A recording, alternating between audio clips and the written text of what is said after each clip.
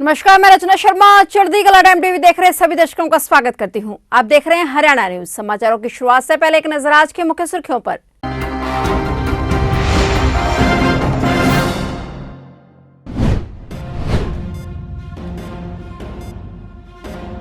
मुख्यमंत्री की पहल पर अब शहरों के साथ साथ गांवों में भी देखने को मिलेगा योग। अंतर्राष्ट्रीय योग दिवस पर योग में होगा हरियाणा।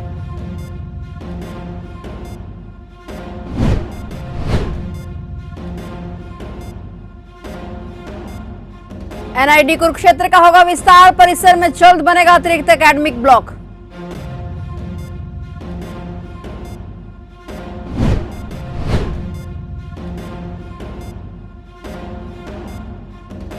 काफिर जेल से बाहर आएगा डेरा मुखी राम रहीम। हरियाणा सरकार से मांगी पैरोल।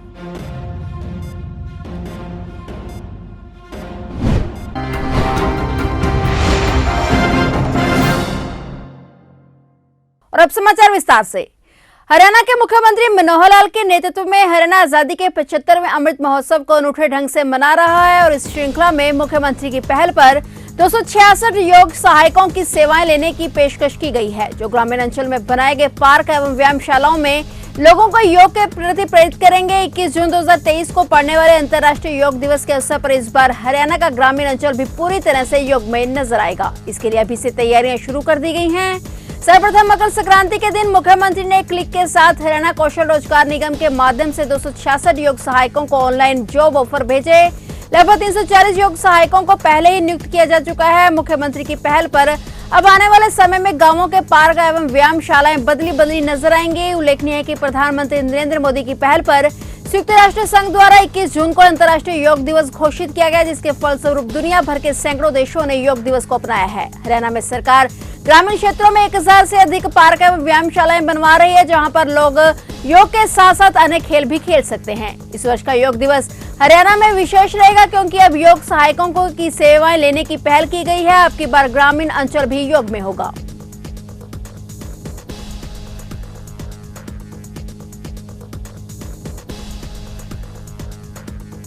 कुरुक्षेत्र में चल रहे राष्ट्रीय डिजाइन संस्थान एनआईटी में और अधिक युवाओं को उद्योग वाणिज्य में विकास क्षेत्रों में नवीन डिजाइन तकनीकों की शिक्षाएं प्रदान करने के लिए जल्द इस संस्थान में एक अतिरिक्त एकेडमिक ब्लॉक का निर्माण किया जाएगा। इसे लेकर आज मुख्य सचिव संजीव कौशल ने संबंधित विभागों के अधिकारियों के साथ बैठक कर उन्हें आवश्यक प्रक्रियाओं को शीघ्र ही पूरा करने के निर्देश दिए हैं। वर्तमान में राष्ट्रीय डिजाइन संस्थान परिसर में मुख्य academic block, staff housing, hostel, auditorium और अन्य एकेडमिक ब्लॉक बने हुए हैं। संस्थान को अपने एक अन्य एकेडमिक ब्लॉक के निर्माण हेतु पंचायत भूमि की आवश्यकता है। कौशल विकास एवं पंचायत विभाग के अतिरिक्त मुख्य सचिव और उच्च शिक्षा विभाग के प्रधान सचिव को इस संस्थान का दौरा कर निदेशक एनआईडी से बैठक कर वहां आ रही समस्याओं के समुचित निपटान के निर्देश दिए हैं। इनके अलावा बैठक में संस्थान से निकलने वाले कचरे के निपटान और संस्थान के साथ लगती सड़क पर स्ट्रीट लाइट लगवाने के संबंध में भी चर्चा की गई। रोहतक में बीजेपी के पूर्व इस्पात मंत्री वीरेंद्र सिंह ने राहुल गांधी की यात्रा को लेकर बयान देते हुए कहा कि कांग्रेस को आज भी लगता है कि बीजेपी का वे अकेले चुनाव में मुकाबला नहीं कर सकती। देश की सबसे बड़ी पार्टी रही कांग्रेस धीरे धीरे सिकुड़ती चली है। राहुल गांधी की यात्रा से कांग्रेस को कुछ फायदा होगा। कोई 3500 किलोमीटर यात्रा कराया हो, वह सभी को बुलाता है। कांग्रेस सिकुड़ती हुई पार्टी बन गई है, जिसके चलते राहुल गांधी की यात्रा से प्रयास किया जा रहा है कि कांग्रेस पैन इंडिया पार्टी बने। दरअसल चौधरी वीरेंद्र सिंह रोहतक में एक सामाजिक कार्यक्रम में शिरकत करने पहुंचे थे। इस दौरान उन्होंने कांग्रेस पर जमकर निशाना साधा। देखिए, इसके वैसे तो 30 तारीख को जब समापन होगा उनकी यात्रा का, उसमें ये होता ही है कि सबको, क्योंकि 3500 किलोमीटर कोई चल के आए तो सभी को कहेगा भाई आओ, आप भी आओ, आप भी आओ।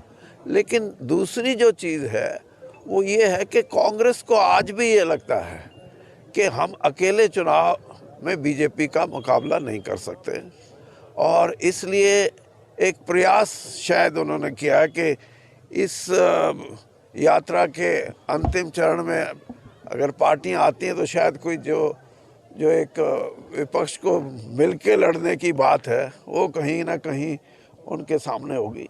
हत्या और रेप केस में सजायाफ्ता डेरा सच्चा सौदा प्रमुख राम रहीम एक बार फिर से जेल से बाहर आ सकता है। रोहतक की सुनारिया जेल में सजा काट रहे डेरा सच्चा सौदा प्रमुख गुरमीत राम रहीम ने एक बार फिर से पैरोल के लिए अर्जी लगा दी है। 25 जनवरी के भंडारे और सत्संग के लिए डेरा मुखी ने जेल प्रशासन को आवेदन भेजा है और सिरसा आने की अनुमति मांगी है। हरियाणा सरकार और प्रशासन सुरक्षा एंगल पर विचार कर रहे हैं। दरअसल डेरा सच्चा सौदा के दूसरे संत शाह सतनाम महाराज के जन्म दिवस पर डेरे में 25 जनवरी को भंडारा और सत्संग आयोजित किया जाएगा। इस आयोजन में शामिल होने के लिए डेरा मुखी गुरमीत राम रहीम एक बार फिर से जेल से बाहर आ सकता है। हालांकि सिरसा में अगर राम रहीम आता है तो सरकार के लिए भी यह बहुत बड़ा रिस्क हो सकता है, इसलिए इस मसले पर काफी गहनता से विचार किया जा रहा है। सूत्रों के मुताबिक सिरसा डीसी के पास लॉ ऑर्डर की फाइल पहुंच चुकी है, इस पर रिव्यू करना बाकी है।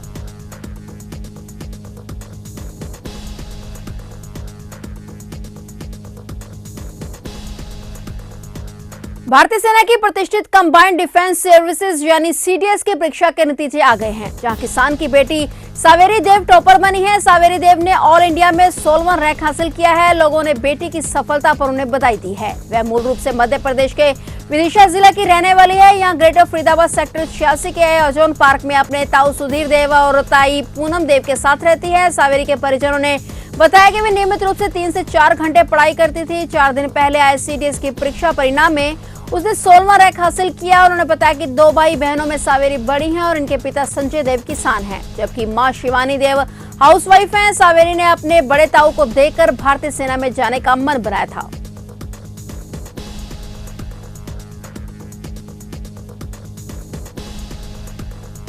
यमुनानगर में 3 साल पहले हुए मर्डर मामले का 5000 का इनामी गिरफ्तार कर लिया गया है। सीआईए 1 की टीम ने इसको पकड़ने में सफलता हासिल की।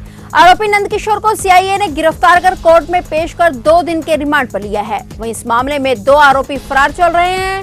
टीम उन्हें भी जल्द पकड़ने का दावा कर रही है। बता दें कि आरोपियों ने अपने ही साथी की सिर में ईंट मारकर हत्या कर दी थी और मौके से फरार हो गए थे। देखिए 2019 का मामला है, सदर यमुनानगर के थाने का। ये भगवती फैक्ट्री थी, वहाँ पे एक मजदूर की चोट लगा, सिर में चोट मारकर हत्या कर दी गई थी, जिसमें ये 4 लोग शामिल थे और जब से 2019 से अब तक ये फरार थे। जिसमें अभी कुछ दिन पहले हमने एक प्रशांत साहनी को पकड़ा था। अब उसी कड़ी में हमने नेक्स्ट कार्रवाई करते हुए जो ये नंदकिशोर है, जिसके ऊपर 5000 रुपये का इनाम भी घोषित हुआ है, तो उसको भी हमने गिरफ्तार कर लिया। इसको दिल्ली से हमने गिरफ्तार किया है और इस पर 5000 रुपये का इनाम है।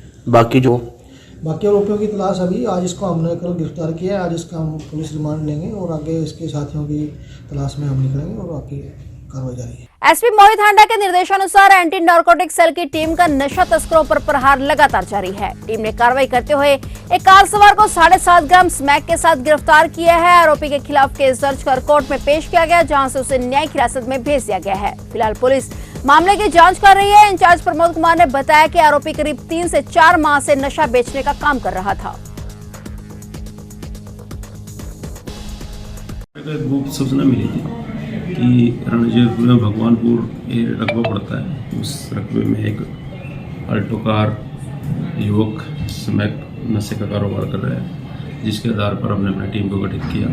टीम गठित करने पर मुखबरी के आधार पर, मुखबरी की शनाख्त पर उस युवक को कार सहित काबू किया, जिसने अपना नाम अमित कुमार बताया और दयालगढ़ डेरे का रहने वाला है। उसी आधार पर हमने राजपत्रित अधिकारी को वहाँ पर बुलाकर उस युवक की तलाशी कराई गई, जो उस युवक के दौरान तलाशी 7.50 ग्राम स्मैक बरामद हुई है और उससे पूछताछ कर रहे हैं अभी वो कहाँ से लेके आता था।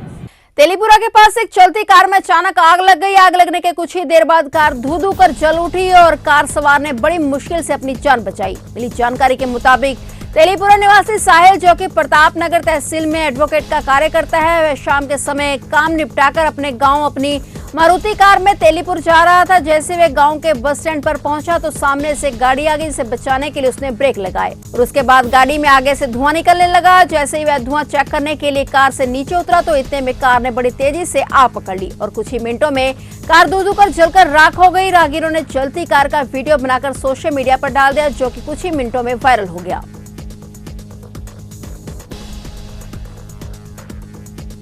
करनाल के गवर्नर रेस्ट हाउस के पास ठेके में संदिग्ध परिस्थितियों में करिंदे का शव पड़ा मिला है। चूहों ने करिंदे का एक पांव की उंगली और एक हाथ की उंगली बुरी तरह से खाई हुई थी।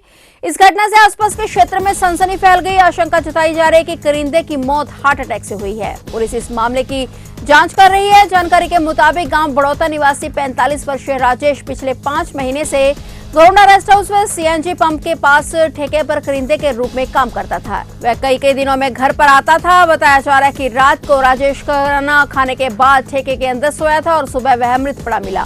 घटना की सूचना मिलने के बाद पुलिस मौके पर पहुंचे। शव को कब्जे में लेकर पोस्टमार्टम के लिए कल्पना चावला राजकीय मेडिकल कॉलेज में भिजवा दिया गया है। ऐसा है, हमारे वहाँ गोरोंडा में एक ठेके पे करिंदा है लड़का, रोशन नाम का, सनम रोशन लाल है, वासी बड़ौता से है।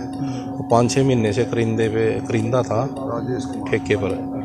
तो रात उसकी अचानक डेथ हो गई है। तो घर वालों ने पहले बताया भी पहले भी इसको स्टंट डला हुआ है एक, और उसी बीमारी से पीड़ित था ये। तो रात उसकी मौत हो गई है।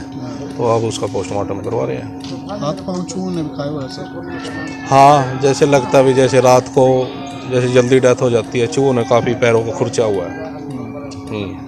तो किसी का आरोप तो नहीं है सर? नहीं, अभी कोई आरोप नहीं है।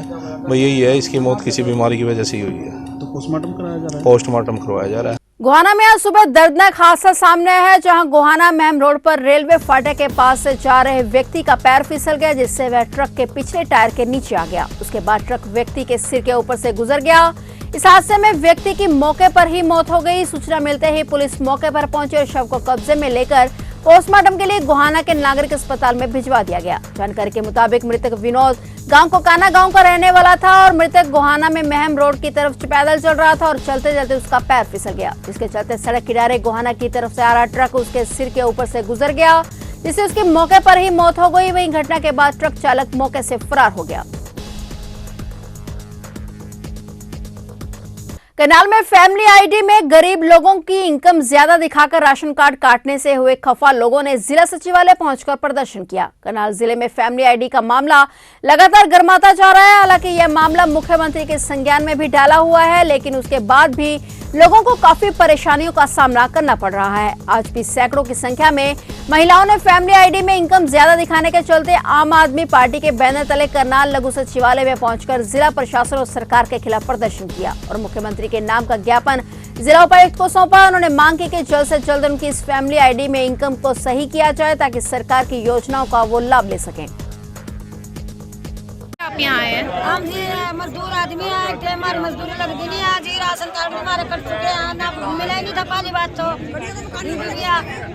कड़ियों के मकान हमारे टूटे पड़े हैं। जी आप देखो, मौका देखो, हमारे बच्चे का हाल देखो कि हाल है, नमक क्या आपके आधार इसमें सारी दिक्कत आज मिला नहीं रहा जी। आप कुछ नहीं है, हमारा राशन चालू होना चाहिए, हमारे मकान बनना चाहिए जी। आप में बैठे रहना चाहिए, हमारे बच्चे क्या काम क्या करते हैं? एक क्या काम क्या करते हैं आप?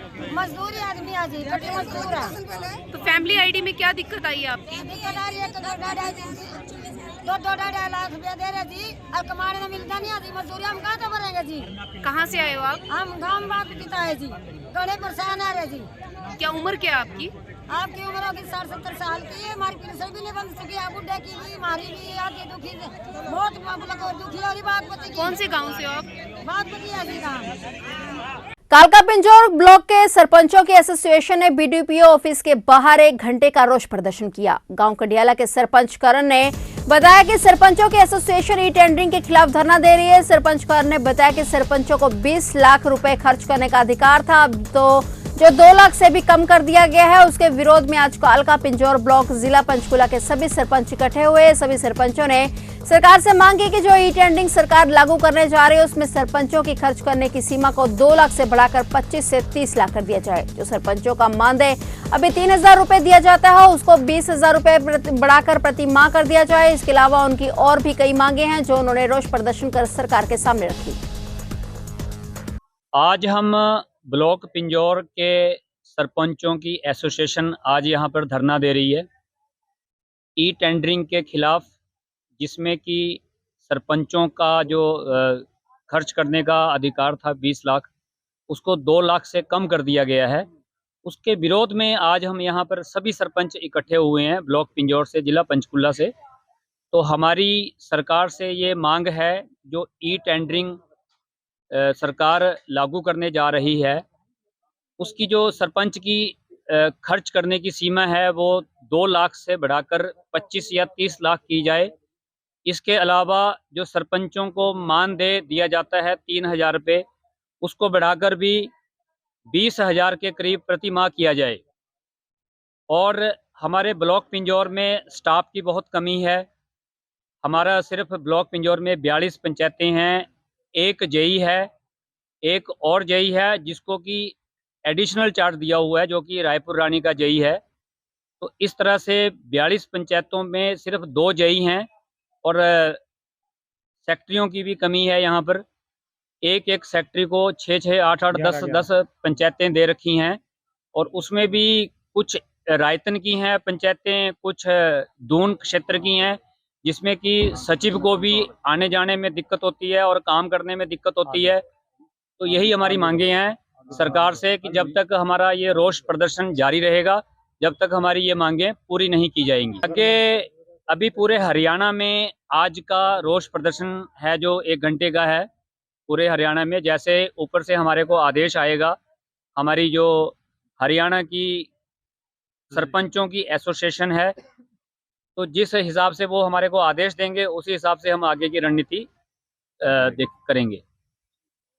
फरीदाबाद के बाटा स्थित रामनगर इलाके में एक 68 वर्षीय स्क्रैप व्यापारी की हथौड़े से हमला कर निर्मम हत्या करने का मामला सामने आया है। फिलहाल मौके पर पहुंची पुलिस ने शव को कब्जे में लेकर पोस्टमार्टम के लिए फरीदाबाद के सिविल अस्पताल बादशाह खान की मोर्चरी में रखवा दिया है और मौके से मिले साक्ष्यों को कब्जे में लेकर जांच में जुट गई है। पुलिस और क्राइम ब्रांच की टीम हर एंगल से जांच कर रही है। मृतक के भतीजे सहित आसपास के लोगों से पूछताछ की जा रही है।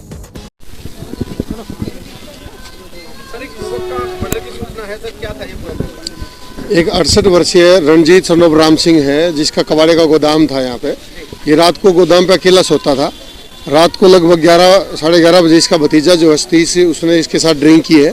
उसने बाहर लॉक लगाया है और सुबह 10:30 बजे के करीब जो उसने खुद खोला है। उसने पुलिस को सूचना दी है कि भाई इसको रात को किसी व्यक्ति ने, अज्ञात व्यक्ति ने थोड़ा मार के इसका मर्डर कर दिया। तो पुलिस की टीमें जो है, सीआईए टीम और हमारी जो टीमें हैं, 4-5 टीमें इसके ऊपर काम कर रही हैं और जल्द इसका खुलासा करेगी पुलिस। और जैसा कि मैंने बताया है, रात को सतीश जो है, इसका भतीजा है मरने वाले का, उसने ड्रिंक की इसके साथ बैठ के। जो मृतक है रंजीत, इसने भी ड्रिंक की हुई है।